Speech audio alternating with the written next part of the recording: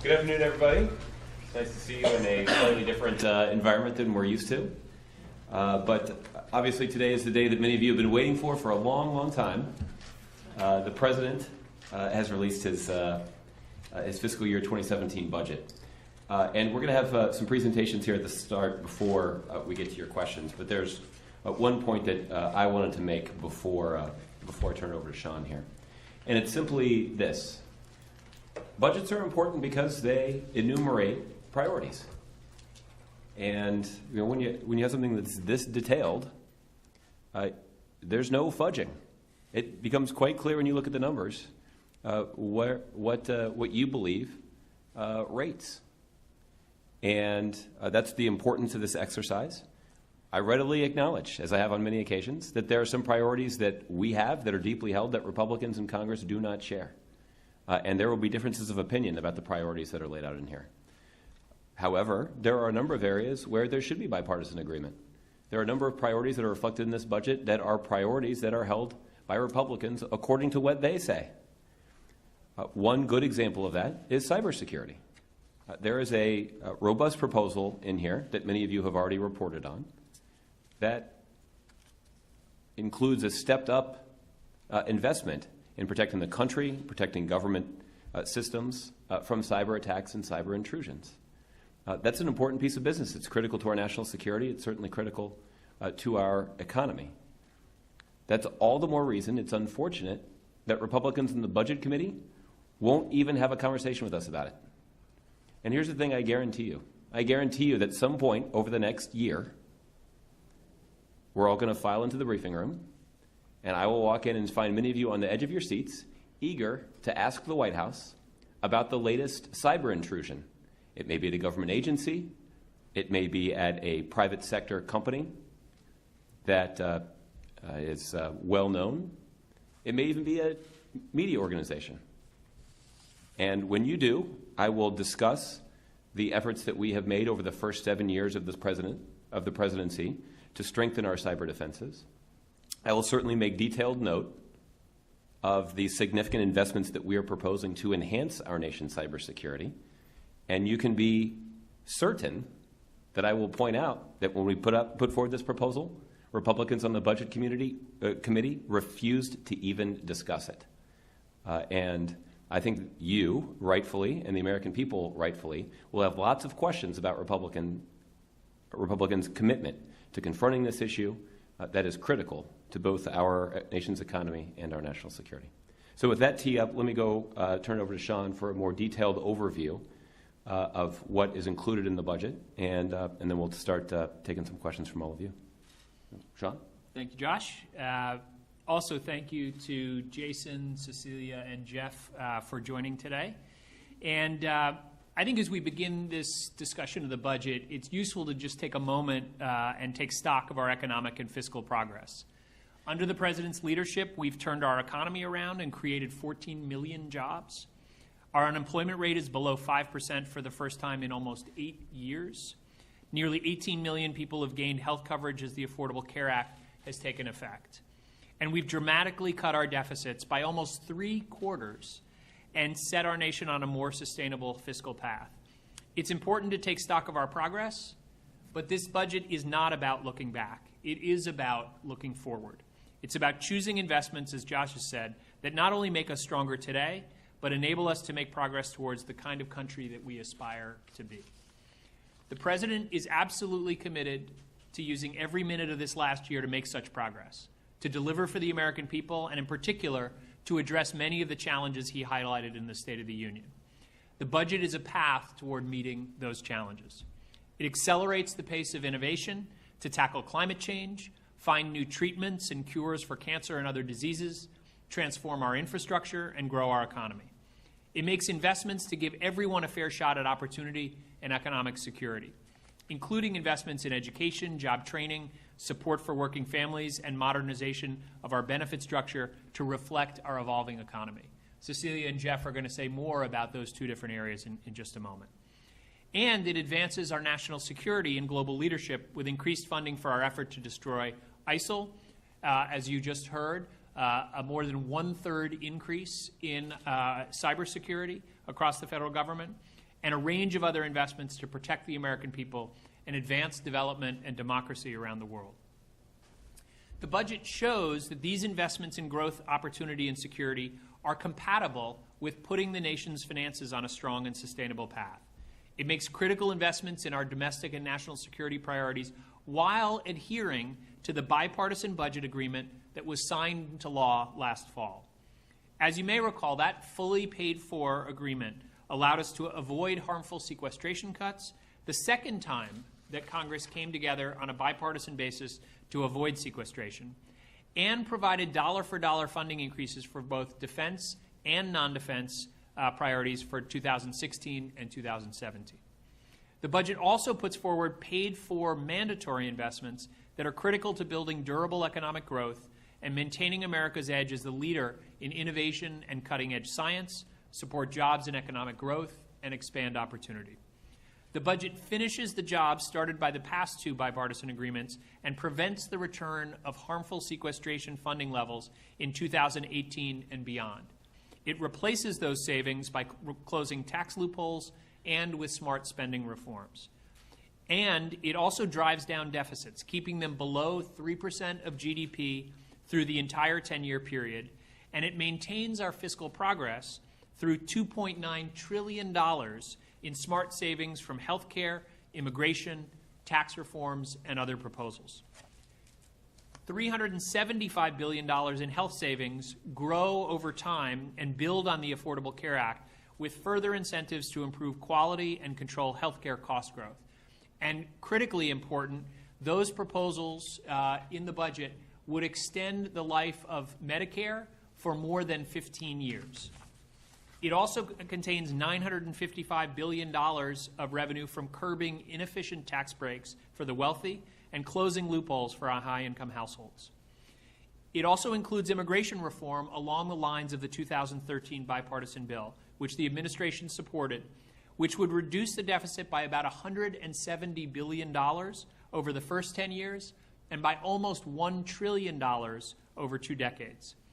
As a result of all these changes, the budget stabilizes federal debt as a share of the economy and then puts it on a declining path through 2025, a key measure of fiscal progress. Lastly, let me just build on something that Josh said before I turn it over to Jason. I want to take a moment to talk about the importance of this budget as we move forward with the debate this year. It's tempting to adopt the conventional wisdom that a president's final budget isn't relevant. But I think the conventional wisdom is wrong. With many final year budgets, you either see an administration dramatically trim its sails and dial back on ambition, or you see a budget that is solely a vision document with little that's relevant to the debate. This budget falls in neither of those camps. The budget offers a range of proposals where there's bipartisan support for taking action. Josh talked about cybersecurity, but to name a few others. There's a significant bipartisan interest in investing in cancer research, ensuring that everyone struggling with opioid addiction can get treatment, and expanding tax credits that support work and reduce poverty to workers without kids. In other cases, we may not get bipartisan support, but the president isn't going to shy away from proposing solutions that are both good for our economy and address major challenges that we face. Those proposals may not be enacted this year, but they lay the groundwork for reaching solutions in the long run. The bottom line is that in the final year, in a season full of political distractions, the president and the administration remain focused on meeting our greatest challenges and delivering for the American people. We will spend every day of this last year doing just that, with this budget as our roadmap. With that, I'll turn it over to Jason, who's going to discuss the economic outlook and budget assumptions. Thanks to all of you. Thank you, Sean. As Sean mentioned, the U.S. economy continued to strengthen in the last year as the unemployment rate fell below 5% in the face of significant global headwinds that have weighed on the economy. Looking ahead, the administration expects that the economy will grow at an average rate of 2.5% over the next 3 years. This forecast, finalized this past November to give agencies time to prepare their budget forecasts, is in line with contemporaneous forecasts from the Congressional Budget Office, the Blue Chip Consensus of private sector economists, and the International Monetary Fund. Starting in 2019, the budget assumes a GDP growth rate of 2.3% annually. The GDP forecast reflects continued growth in consumer spending, which grew at a solid pace over the last year, reflecting the savings from the recent drop of energy prices, the ongoing improvement in household finances, and increased consumer sentiment. Moreover, both residential investment and R&D grew strongly in 2015, with R&D reaching its highest level as a share of the economy on record, and both have continued room for growth in 2016. And thanks to the budget agreement at the end of last year, fiscal policy has shifted to a moderately accommodative stance as compared to the fiscal drag that had been faced in previous years. At the same time, our economy will continue to face significant headwinds on a number of dimensions as foreign demand continues to slow, the oil industry continues to adjust to lower prices, and the associated transmission of these events through recent financial market developments. The other notable change in the forecast is a reduction in projected interest rates, with the 10-year Treasury note expected to eventually settle at 4.2%. This projection is slightly more conservative than the CBO and blue chip interest rate projections. These lower expected interest rates also have important implications for broader macroeconomic and fiscal questions. Overall, some of our assumptions are more conservative than the assumptions made by the CBO. Some are more optimistic, but they average out to a very similar outlook for the 10-year baseline deficit. And with that, let me turn it over to Jeff. I just want to do a minute or two on innovation, which, as Sean said, is a cornerstone of the President's budget. And in fact, innovation has been at the center of the job recovery. You see this in manufacturing, for example, where there's been a revitalization in advanced manufacturing, and investments in innovation in manufacturing have helped to create 900,000 manufacturing jobs just over the last 6 years.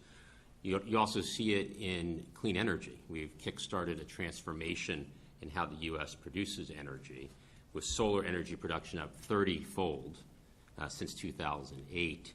And this has supported good job growth of good jobs in the solar industry. In fact, solar jobs are growing at 12 times faster than the economy. All of this is consistent with the U.S. is number one in the world in innovation, but it's a hyper-competitive marketplace. The global competition is intense. China and other countries are investing heavily in research and development, and they're doing everything they can to eat into our lead. So we need to accelerate the pace of innovation to build the economy of the future and continue to create high-quality jobs. And that's exactly what the President's budget does. It proposes investments that will ensure the U.S. continues to set pace in technology and innovation. Let me just highlight 3 areas very quickly. The first is a 21st century clean transportation system. It's a bold plan that's proposed to increase investments in surface transportation overall by 50%, including transformative investments in rail and transit. It also importantly supports the development of breakthrough technologies like autonomous vehicles. Upgrading our infrastructure helps businesses move goods faster to market, and this proposal is fully paid for by a $10 a barrel fee on oil paid for by oil companies. It would support hundreds of thousands of good American jobs and helps the environment by reducing carbon pollution. More broadly, the President's budget doubles clean energy research and development. It calls for a $7.7 billion investment in early-stage R&D on clean energy. That's a 20% increase, and this will keep us at the vanguard of the clean energy revolution. Final innovation initiative I'll mention is cancer. The President's budget invests more than $750 million in Vice President's cancer moonshot. This builds on progress that we made in last year's budget, or what is the current year's budget, to invest about $200 million new money in cancer research at NIH, and to bring together the private sector and the federal government to push the frontier of data and technologies with the goal of doubling the rate of progress in cancer treatment and research. So the President's budget sets out a clear plan to enhance America's position as the #1 country in the world in innovation. by investing in what we do best, building the next must-have made in America product, making the next clean energy breakthrough, and finding the next life-saving cure. With that, let me hand it over to Cecilia. Thank you. So as you heard the President express in the State of the Union address last month, one of our key challenges as a nation is to make sure that we're finding a way to give everyone a fair shot at opportunity and economic security. And our competitiveness, as he says, depends on tapping the full potential of all Americans. So this budget makes very particular investments in accomplishing those goals, in particular by supporting education and training opportunities, supporting workers and their families, providing access to health care, and other investments to ensure that we're all able to contribute to our maximum capacity in our country's economic growth. So this includes continuing investments in the educational system from the earliest years all the way through higher education. So expansions in high-quality early childhood education, cutting taxes for families that are paying for child care, building out the most effective Head Start programs, including, very importantly, making sure that students in Head Start can attend for a full day and for a full year, and investing in pre-K for all 4-year-olds in the country.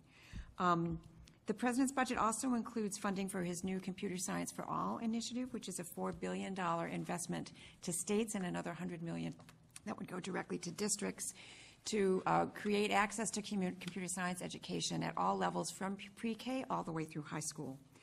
In addition to that, the budget includes significant new investments in the Pell Grant program, and these are aimed in particular at helping students in the Pell program complete their educations. So there are incentives to help students who are taking a full credit load of 15 credits, and then for students who are doing that, also incentives to allow them to use Pell Grants for an additional semester, so it would allow them to use the Pell program year-round.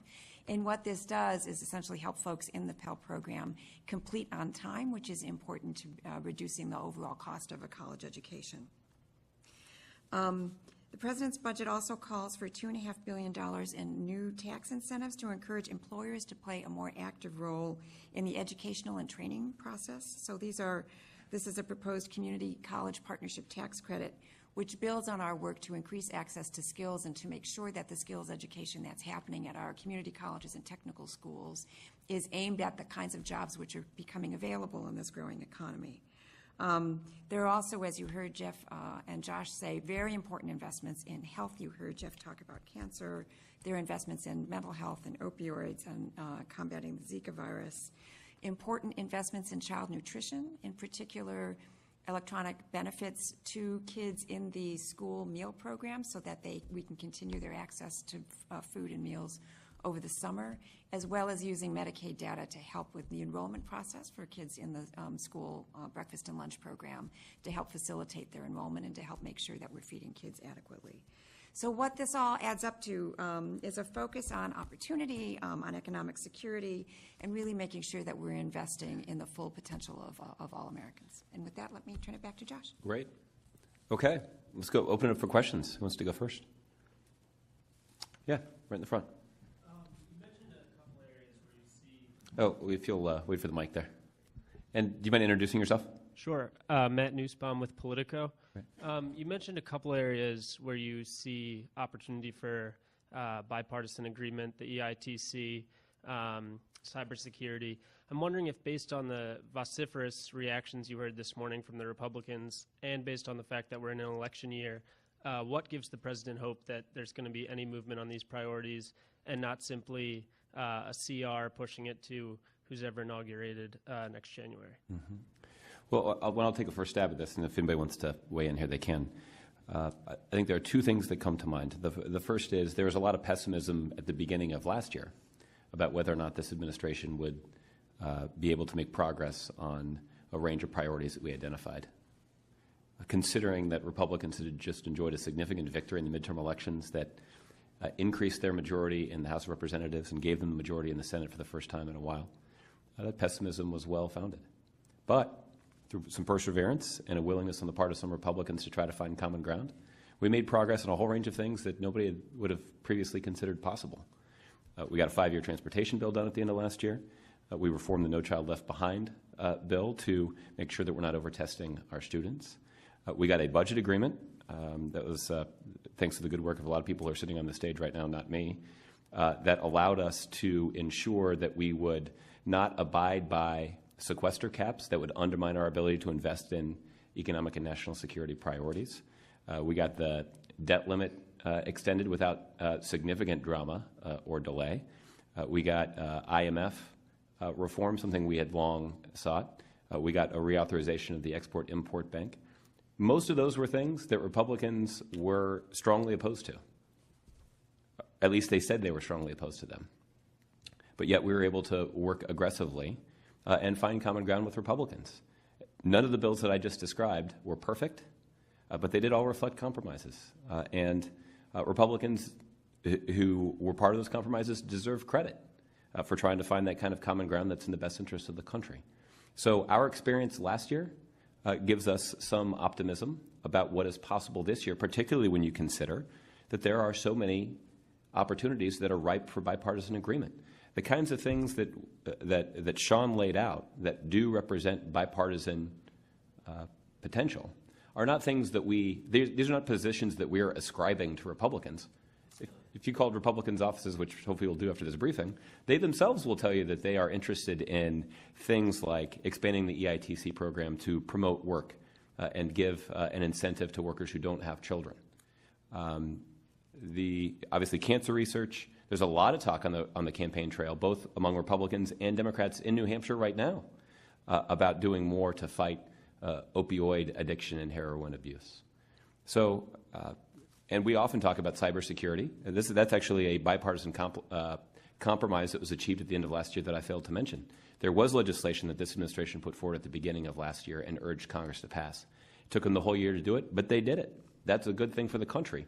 There's more that they should do, and they did it not because we talked them into it, but because we put forward a good proposal that would actually strengthen the country's cyber defenses. So I think the experience of last year certainly informs our relatively optimistic view about this year, and the fact that we have some legitimately bipartisan proposals that both Democrats and Republicans acknowledge would be good for the country that we can put forward and hopefully work on together.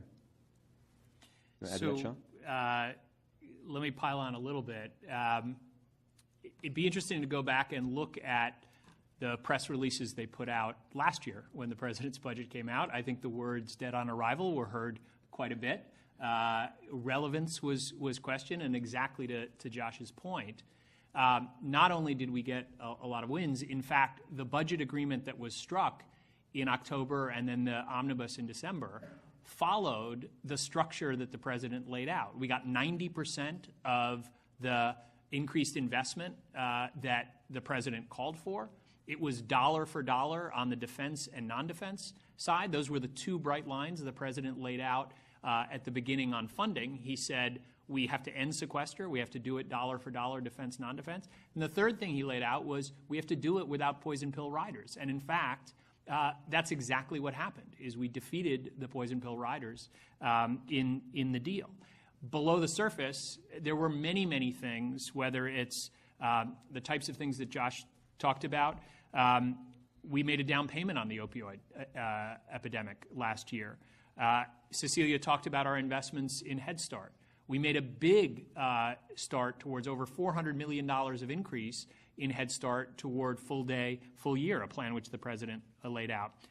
State grants to expand universal pre-K, apprenticeships. I could go on and on. There's a broad range of things that we got done last year that were bipartisan. We also got a bunch of things done, like the Green Climate Fund. We got funding to implement the president's Clean Power Plan. We got important new investments at the IRS, which Republicans had said there was no way were going to happen. So both on bipartisan things and things that were priorities of the president but not shared, we got a lot done last year. The only other thing I would just say on this, and not, there are many of those same priorities that are in this bill that I think have real bipartisan support, and others that I think we have a lot of leverage to get. The question here is not for the administration. We took a very clear position. We were going to live by our word. We were going to write our budget to the deal last year, even if that meant we were going to make some tough choices. And we made those tough choices. As Josh said, a budget is very specific. You got to show your priorities. So the question here isn't, a fight between the administration and Republicans. It's a fight within the Republican Party. We're already seeing, despite some people saying on the Republican side we should live by the deal, we're seeing others that say we ought to cut below the deal. We're seeing others that saying we ought to raise defense spending above the deal without non-defense. And so I think the question for the Republican Party is, where do they stand on this? And are they going to be able to function in Congress? That's really the question. It's going to be up to them whether this is something, we've done our part with this budget. It's going to be up to them to see whether they can deliver on their promises to get back to regular order this year. Thanks, Matt. Angela, why don't you wait for the mic just so everybody, the dozens of people who are watching on camera here can hear you at home. We at Bloomberg have dozens watching. Angela Greiling-Keene with Bloomberg. Question on the revenue projections for the international tax reform proposals. They've more than doubled since last year's budget, and we're trying to figure out where that doubling comes from. It goes to $484 billion from $238.3 billion last year, which is a pretty sizable difference. And then one other question along those same lines: the per barrel oil tax last week was billed as $10, and today it's $10.25. So what accounts for that difference as well? Why don't I take both of those? I will have to check the numbers. The proposals for business tax are very similar to last year. I thought the scores were largely similar to last year. There's a difference in the budgetary treatment of the whole package that stems from the extenders package that had passed at the end of last year. So why don't I explain that to you? Last year, we treated business tax reform as revenue neutral, put it in a box in the budget, and didn't have any of those policies adding into the budget totals because it was assumed that they were paying for business tax reform. This year, we continue to be committed to business tax reform, and we're committed to it on the same basis that we were last year, which is to say we think it should pay for tax extenders. We had proposed to pay for tax extenders last year. In a compromise with Congress, in order to get things done, we agreed to do last year without paying for them. But if we come back and reform the business tax system, we'd want to make up for that revenue this year. And so the current budget treatment flows through all the different tax loophole closures and structural changes to the business tax system towards the overall budget number, with that goal of being revenue neutral relative to the baseline we had established last year. In other words, paying for tax extenders. I will take a look, and you can also talk to Treasury about how any particular item changed in terms of its scoring. Often there's technical changes from year to year in the scores, but there were no major policy changes. In answer to your second question, we described the oil tax as about $10 per barrel. It phases in over 5 years, and then it's indexed to inflation. So it's literally a different number in each of those years, and we were giving you the rounded number. Let me just add one thing. On the international tax side, I think we have also seen that there are an increasing number of companies that are proposing or have actually been carrying out inversions. And so one of the things that is contributing, there are other technical issues, but one of the things that's contributing to that change in score is Treasury observing a larger number of companies that are taking advantage of what we think are loopholes that need to be closed. We've taken significant actions with our existing authority, but we're also calling on Congress to move changes to stop inversions as well, and that's something that is highlighted by the change in numbers that you point to. Okay. Mary. Thank you. Mary Bruce with ABC News. Wondering, on the $10 barrel oil tax, how much of that do you anticipate will be passed on to consumers, and any concern that that could hinder some of the broader economic growth that you've been discussing? And also on the timing, can you explain why the decision was made to release today what is one of the biggest political days of the year? And if the Super Bowl was a factor, as you've said, why not hold it for later in the week? So I think, we all see it on our way to work in terms of roads or airports or transit or rail. Businesses, as I said, are losing lots of money. And paying lots of money and are undermining their position in the global economy because our infrastructure is no longer a source of competitive advantage. In fact, it's a vulnerability. So it's really a hidden tax on consumers or commuters. Some estimates say that's over $900 per year in lost hours and fuel costs. It certainly, as I said, hits our businesses. So there's urgency to build on what Congress did at the end of last year and invest significantly in our infrastructure. In terms of the fee itself, it is paid by oil companies. We anticipate that oil companies will pass some of that on to the consumers of various oil products. And that's important here in that this is not just about automobiles, it's about airplanes and rail and other forms of transit that consume oil. And oil, as I said earlier, is responsible for about 30% of carbon pollution. So this is a strong plan that addresses the fact that we have this hidden tax on consumers and businesses because of the inadequacy of our infrastructure across all modes. And we think it's an important proposal that enhances our competitiveness and, as I said, will save consumers and commuters time and energy costs. Go ahead, Sean. Just on the question about timing, obviously February in general is crowded this year. And so I'm not sure, given both the February statutory release date and, frankly, the fact that Congress was so late in getting the budget done, that we were going to be able to find a day that was sort of free from other distractions. I think the important point here is, based on the president's absolutely determined focus on using every day of his last year to deliver for the American people. We had a State of the Union that was one of the earliest on record. We've already, before today, rolled out more than 20 specific proposals that are in the budget. And actually, we think, given the distractions that we have more broadly from candidates that are, talking down the country and, frankly, presenting a dark picture of where the U.S. is headed, we've been able to capture, I think, a remarkable amount of attention to a broad set of budget proposals that really are about the future and about the hopefulness that the president has about the country. So I think despite the timing of the day today, this has been a budget release that's really been ongoing for a number of weeks now, and I think certainly my sense, and I give a lot of credit to our press team and others that have worked on it, that this is something where we really have captured the imagination of the American people in a lot of ways.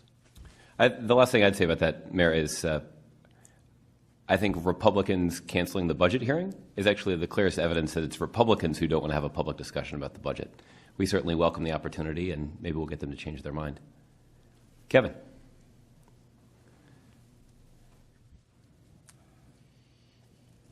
Thanks. Kevin Corcoran, Fox News. About that, does the lack of an invitation resonate with you in a way that makes you understand that there's not going to be a lot of bipartisanship, maybe not a lot of cooperation coming up in this year?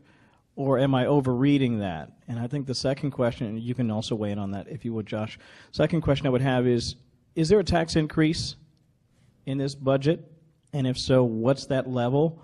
And last, I noticed that there's a specific read on immigration reform as a means for saving money within the budget. And I'm just curious how that plays out when you consider the lack of the likelihood that immigration reform will actually take place even in fiscal 17. Thank you. Sean, you want to start? Let me take the last question first.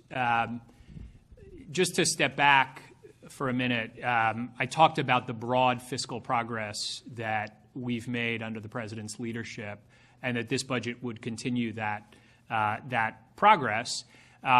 One of the key areas where we've made enormous progress is on healthcare costs. The president came in and identified healthcare costs as one of the single most important drivers of our long-run fiscal challenges. And through the ACA and a range of other steps that we've taken, we've made enormous progress. Just to give one specific example, the budget makes clear just in the year 2020, we now believe that we will save about $185 billion just in that 1 year because of the slow growth of healthcare costs and better projections since the Affordable Care Act was passed. So enormous progress on what is among the biggest drivers of a long run. But the second thing we have to realize is that a big fiscal challenge we have is keeping our promises to the baby boom generation. The budget goes through, and I won't get into all the details, but we're moving from where just a few years ago we had 3.2 workers per retiree to a place that we can see in the next decade where we'll have 2.4 workers per retiree. And one of the most important things about immigration reform is that it brings in more workers. Those workers contribute to society, they pay taxes, they boost our economy. And these are not just our numbers. The Congressional Budget Office says the same thing. Their projections are that we would save $170 billion in this decade. We've adopted those numbers in the budget. And that savings grows. It becomes almost $1 trillion when you add in the second decade. So immigration reform is not just the right thing to do for families and our economy, it's the right thing to do for our fiscal future. On the point about bipartisanship, Josh was very clear up front that we're going to keep putting out what we think is right, independent of whether we think it's something that will be adopted by Republicans.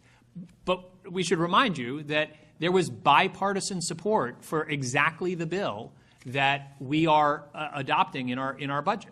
It passed in the Senate with bipartisan support.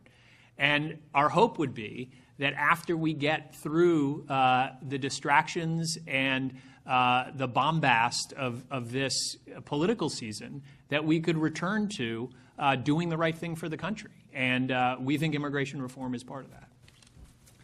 And in answer to your question on taxes, the budget proposes $277 billion of tax cuts for middle-class families. That helps everything from child care, with tripling the child tax credit for people with younger children, pro-work by having a tax credit for secondary earners.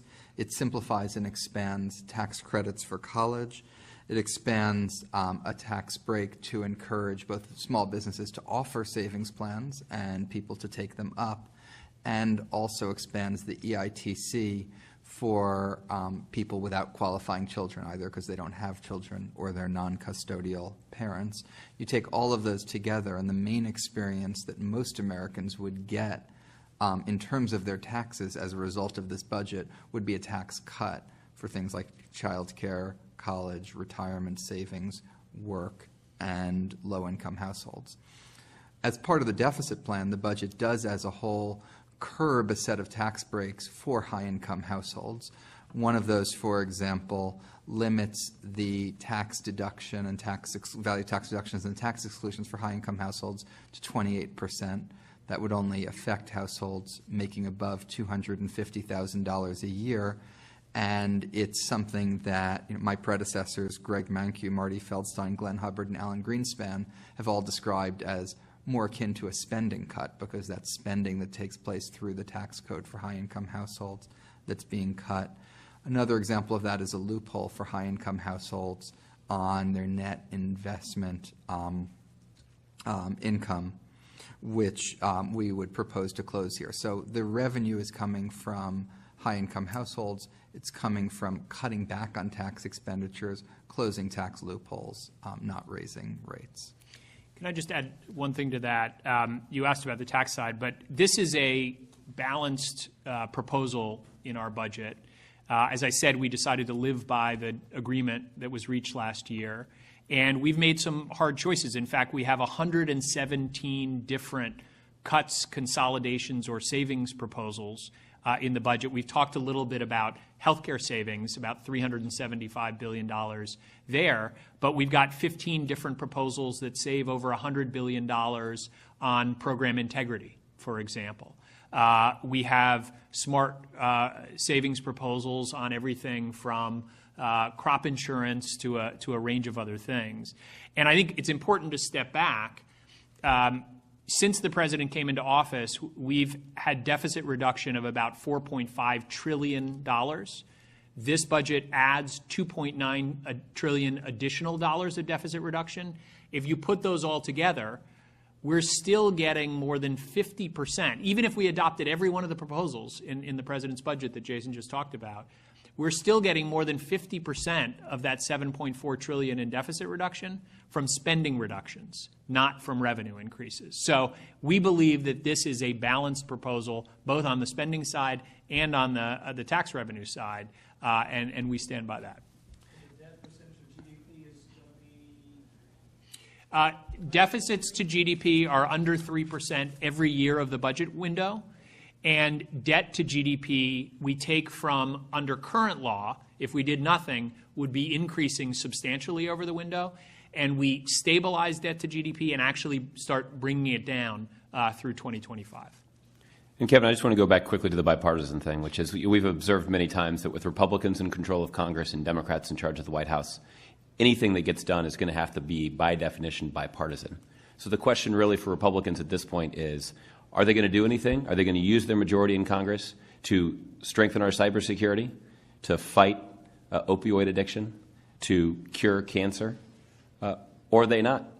And I think the question really is left for them, because we put forward specific proposals in our budget for how precisely we could do that. Okay. We'll call on this gentleman right here. Yes, Charlie Clark with Government Executive Media Group.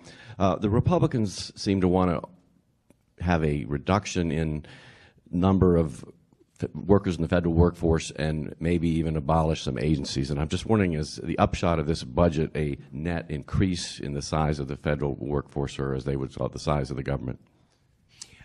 We do have particular places within the federal government where we think there needs to be increased in investment in the number of people as well as the skills of those people. Cybersecurity is a very good example where that's a place that's a critical national need, where we do propose both increasing number of personnel as well as raising their skills. We have a $62 million investment as part of the cyber plan that the president announced today that really goes to this workforce piece of the issue. But we have other places, for example, the Veterans Administration, where we continue to enhance the number of people we have there to respond to what is really a wave of veterans that we are bringing back from overseas. And that's a sacred promise that the president has made. I would also point to another example of a place like IRS, where the cuts from the Republican Congress had been so deep that we got to a place last year where we were only answering 40% of taxpayers' phone calls, 40%.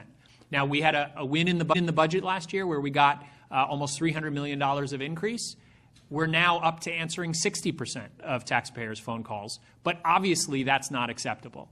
And, by the way, we're losing billions of dollars of revenue from taxes that should be paid, that are due to the federal government, because we don't have the personnel. So there are clearly places where we do need more workers, but there are other places where we're making smart changes and finding efficiencies. And overall, what we see is just a small proposed increase in the federal workforce overall when you balance those together. Okay. Yes, ma'am, right here in the front.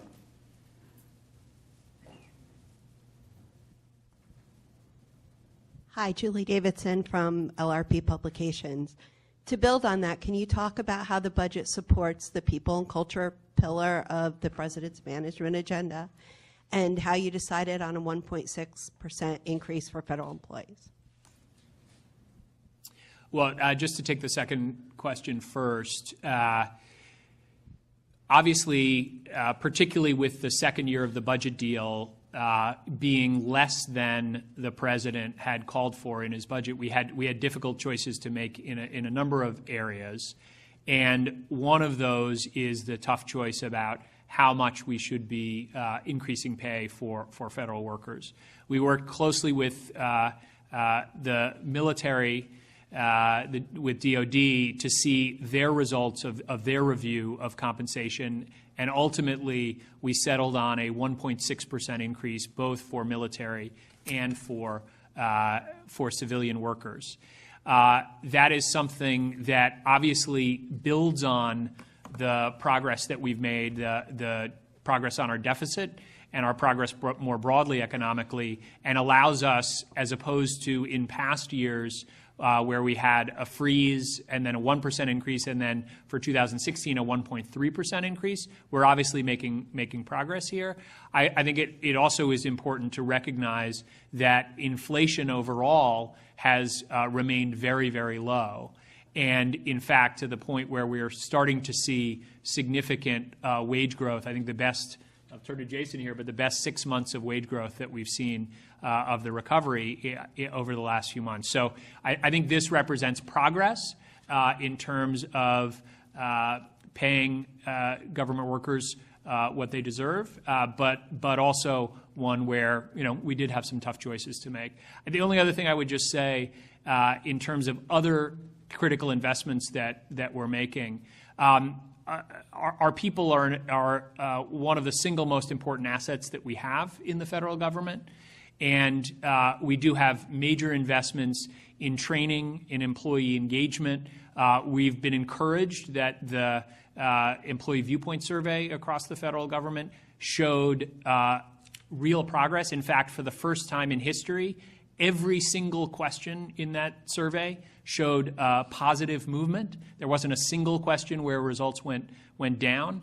And we think that is a measure of the progress that we're making, in addition to the work that we're doing to upgrade and improve our recruiting, moving our systems into the 21st century. And I think Beth Cobert, who we believe ought to get confirmed swiftly by the Senate, is doing a terrific job in moving us forward at OPM.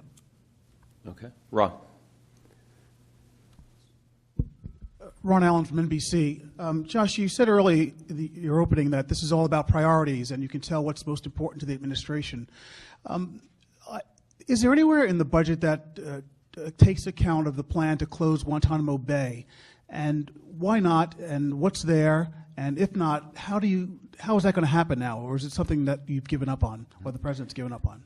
Well, we have always envisioned putting forward this separate plan for Congress's consideration that would factor in some of the financial impacts of actually moving forward with closing the prison at Guantanamo Bay. One of the chief reasons that we have advocated for closing the prison is that the individuals who are detained there and need to remain detained can be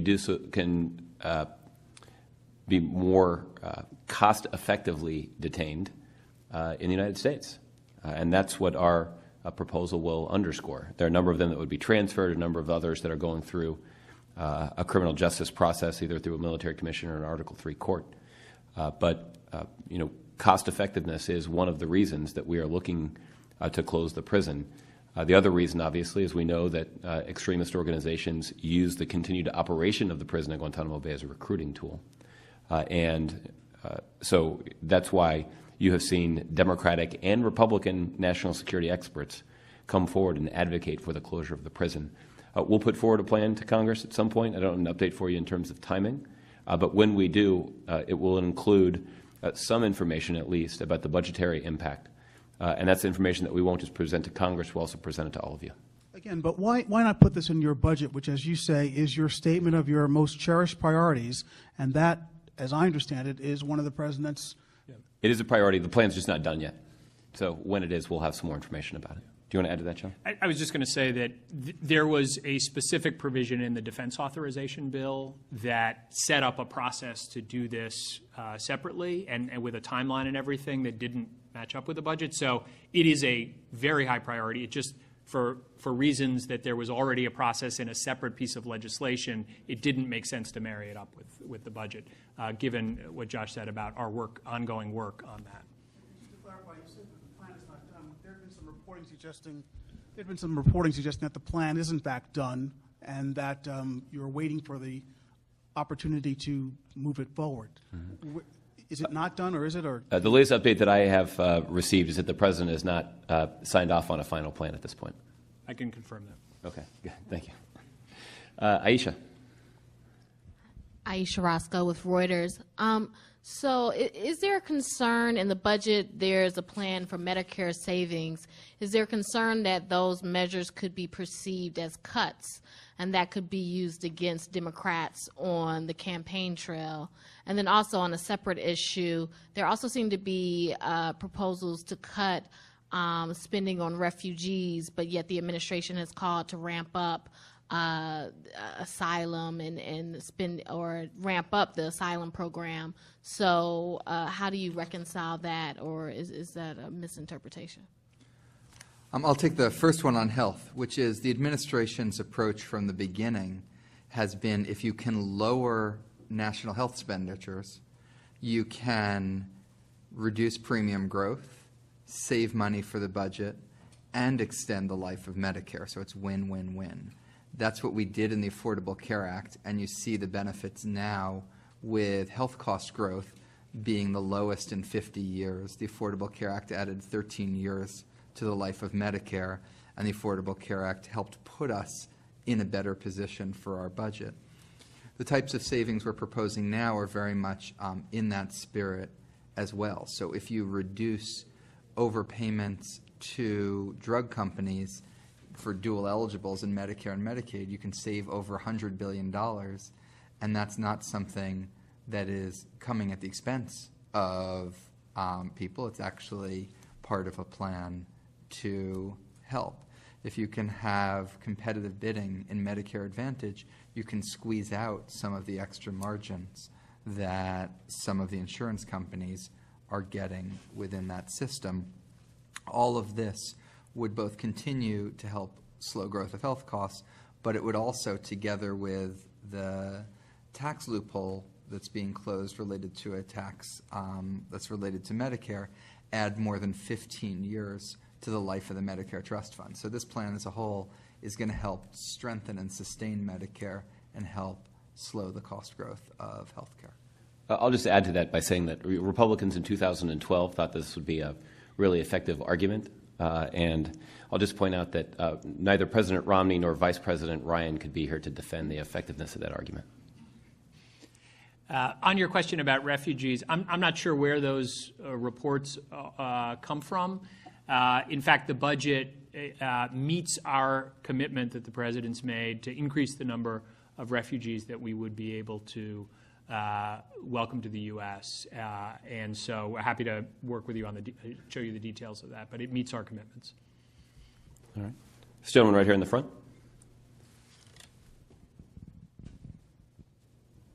Dylan Matthews at Vox. Traditionally, the EITC proposal from the administration for single adults has been financed through closing the carried interest loophole and some other sort of revenue raisers. Given that Speaker Ryan has expressed a lot of interest in a very similar plan but has sort of offered to pay for it with spending cuts, I was wondering what the administration's current thinking is on sort of the parameters of that and what would be an acceptable pay for there. We'd be happy to work together with Congress on an acceptable pay-for. We have an awful lot of pay-fors to choose from in our budget, and I suspect you'd see a lot of flexibility about which of those. What you wouldn't see flexibility on is the principle that this proposal is meant to reduce poverty. So if you cut one thing that's helping to reduce poverty and use it to expand something else that would reduce poverty, you haven't made the type of improvements that we envision. So I think there's a lot of ability to work together. We'd love to work together with Congress as long as you're not doing this at the expense of the poor. Good. Thanks for the question, Dylan. Kevin.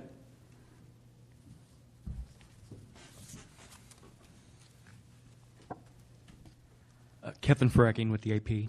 The baseline deficits worsened by about $1.8 trillion over 10 years. Could you go into some of the factors about why that is? So we have, as I think Jason laid out at the beginning, a few that are the most important changes between the baseline from last year's budget and this one. First, the tax extenders deal that was completed at the end of last year did raise deficits by a few tenths of a percent alone, just that one package.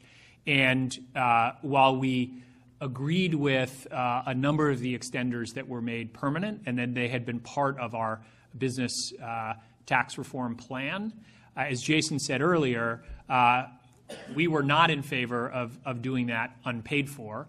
We felt that there should have been a comprehensive plan on business tax reform.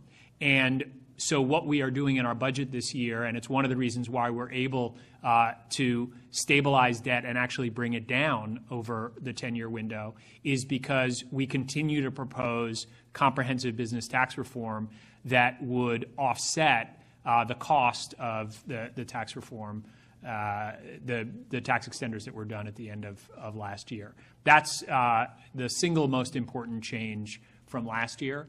There are also changes in the economic assumptions that I think really point to the critical importance of many of the investments that we've talked about in terms of growing opportunity. One of the things we haven't talked about, which the President really emphasized in his State of the Union, was that we have to modernize our system of supports for workers. And we're proposing an unemployment insurance package of changes that includes a wage insurance proposal that's proven to help workers get back in the workforce more quickly, reconnect to the workforce, and ultimately be better off. That's another example of something that ought to be bipartisan if Republicans are willing to work with us. And one small point to add, the baseline deficit projection is worse, as is the CBO, and us and CBO are quite similar in that regard. We've also proposed more deficit reduction this year. So the deficit you get to under the President's policy is similar to what it was last year, which is to say consistent with the below 3% of GDP and consistent with the debt on a stabilized and on a declining path through 2025, just like it was last year. And you also spoke about the dwindling number of workers per retiree, which would seem to be an argument to deal with Social Security. But there's been no mention during this session about dealing with the Social Security Trust Fund and its solvency. Could you go into why we're not addressing that and why that's become less of a priority for the President during the 10-year presidency? Sure. First of all, I would point your attention to the budget includes a long-run outlook, the deficit and debt over the next 25 years. That's the same window that CBO uses for its long-run outlook. And that shows that the deficit remains below 3% of GDP even in the out years. And at the end of that 25-year window, the deficit is actually shrinking as a share of GDP. Similarly, the debt is stable as a share of GDP over that longer run window and is declining as a share of GDP by the end of it. So we have, in the last 7 years, made a lot of progress in terms of our long-run deficit. That comes from steps like the Affordable Care Act, the tax deals we've done, and also the broader slowdown in health costs. And when you take all those improvements in the long-run outlook, which Doug Elmendorf recently cited in a paper that he put out last week, the improvements in the long-run outlook, together with the additional policies here, really do put you on a stable basis for the long run.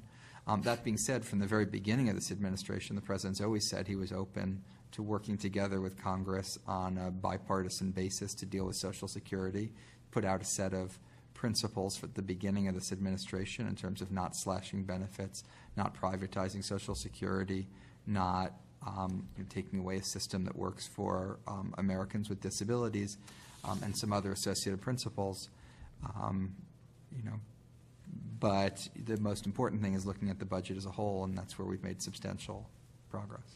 Can I just add two other points to that? We did have an issue in Social Security that was critical to address last year and that, in fact, we did address.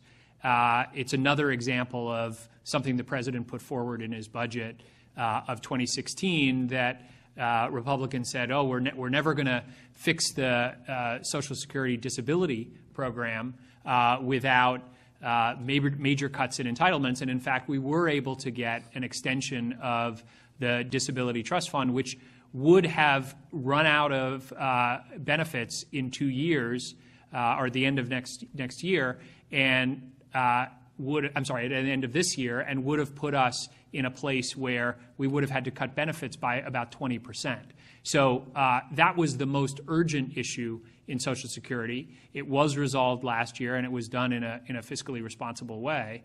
But I would also say, and this builds on Jason's point, if you look at the long-run challenges that we have on the fiscal side, Social Security is not a major contributor to that challenge. But the other thing I think is important to recognize is immigration reform. Again, this issue of how many workers do we have paying into Social Security relative to the number of retirees. One of the most important things that we can do is increase the number of workers that we have in this country and also raise their wages. And all of that can help us stabilize. And in fact, CBO says, and Social Security actuaries say, that immigration reform is an important contributor to strengthening Social Security. So I don't think it's right that we don't have policies in this budget on this issue. I didn't mention it specifically, but it's one of the key things that immigration reform would do, would be to strengthen Social Security. Okay. Probably have time for a couple more. Jordan.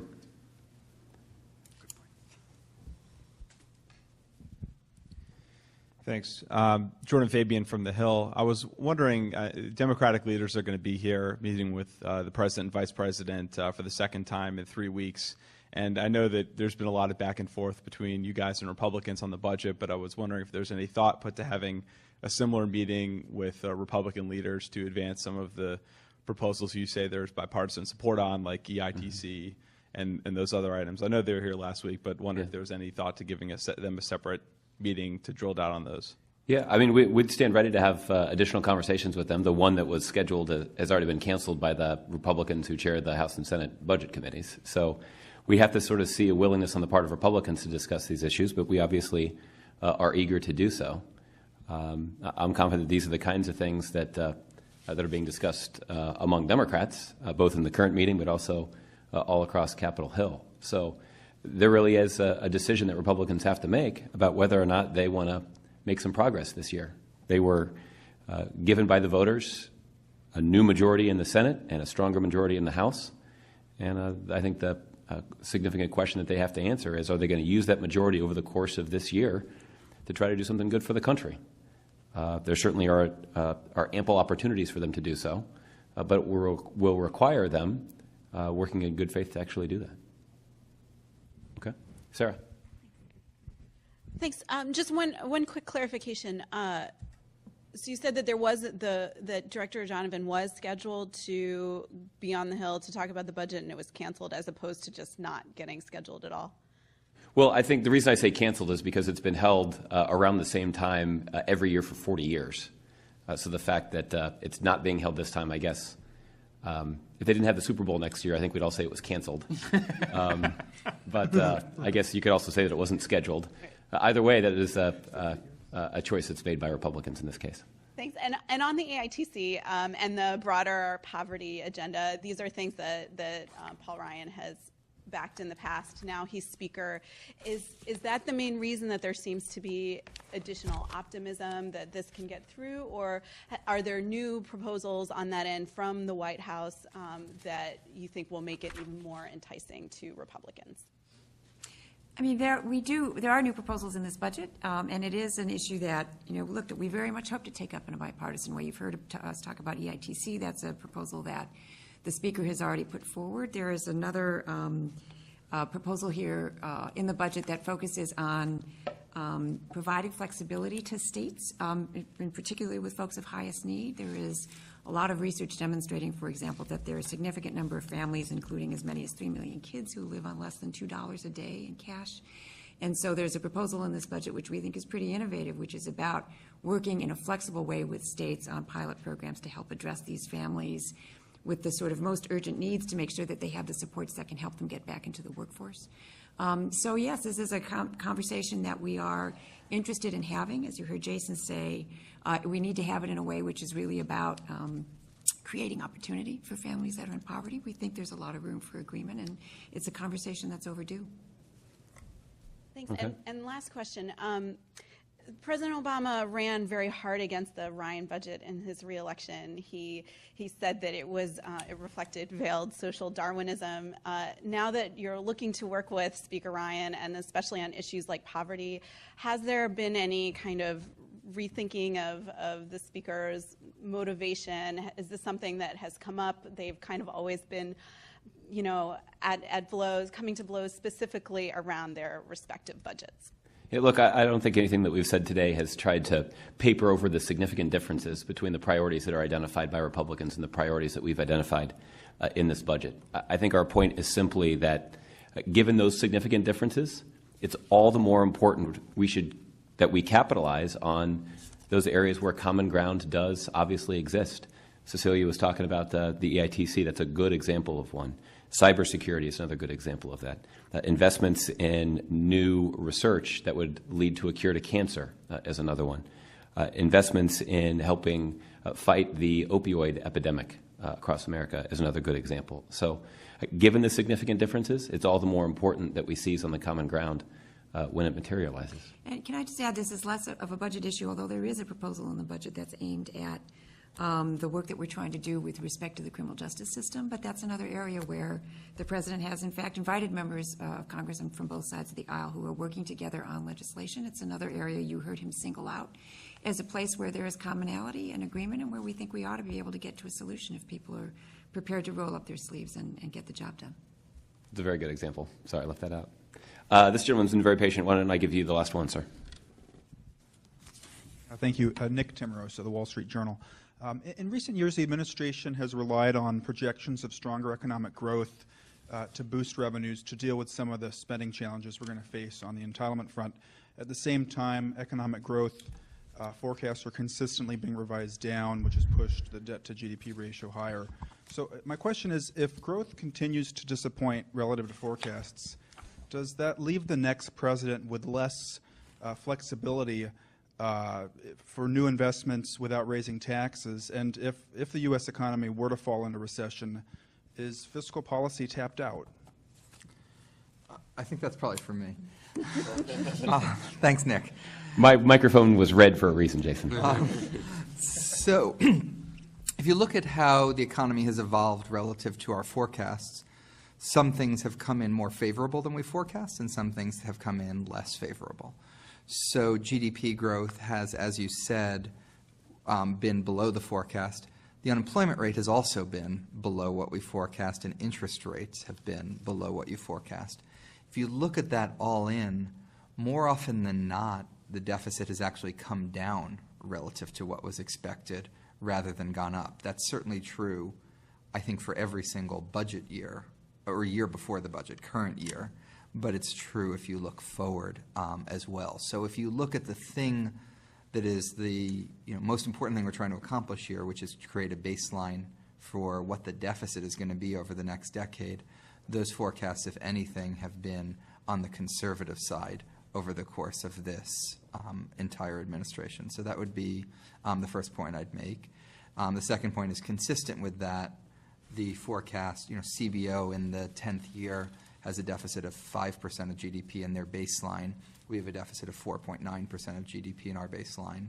There's some small differences in terms of comparing those, but they're generally quite similar. So we're in the same ballpark as them. We then propose a substantial amount of deficit reduction, which is what gets, under the President's policy, the deficit to below 3% of GDP. Next point I'd make is that the long-run fiscal outlook is better now than what it looked like 6 or 7 years ago. It's better because of the steps we've taken and because of the slowdown on health costs. So you look at measures like the fiscal gap, which are a way of gauging what the deficit is over the long run. That's smaller today than it was before, which brings me to the last point, that I think our country does have the fiscal room, if and when it is ever needed at some hypothetical future date, to use fiscal policy as one of the tools to that we would deploy in those circumstances. If anything, the last 7 years have taught us around the world that there probably was more fiscal room in a lot of countries to begin with than people might have imagined 7 years ago, and we have even more today than we had then. And just to add to that, we should be very clear that there is a fiscal choice in front of the Republicans in Congress right now, which is, do they live up to the deal that we reached last year, or do they put us back into a place of manufactured crisis and mindless fiscal austerity? What we see is that because of the budget deal we reached last October, the projections are that fiscal policy will, for the first time in many years, actually be contributing to growth this year. The projections were that the budget deal would add 340,000 jobs this year and another 160,000 in 2017.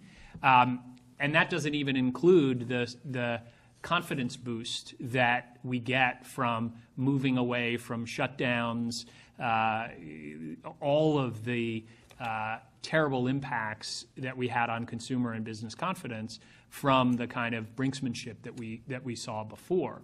So Jason's really dealt with some of the longer term issues as we talk about, whether in fact Republicans are going to propose to blow up the deal from last year, cut spending below the levels that were agreed to. I think we do risk the kind of not just mindless austerity, but also manufactured crisis that we saw for too many years in our budgets. And that alone is critical to fiscal policy in the short and medium term.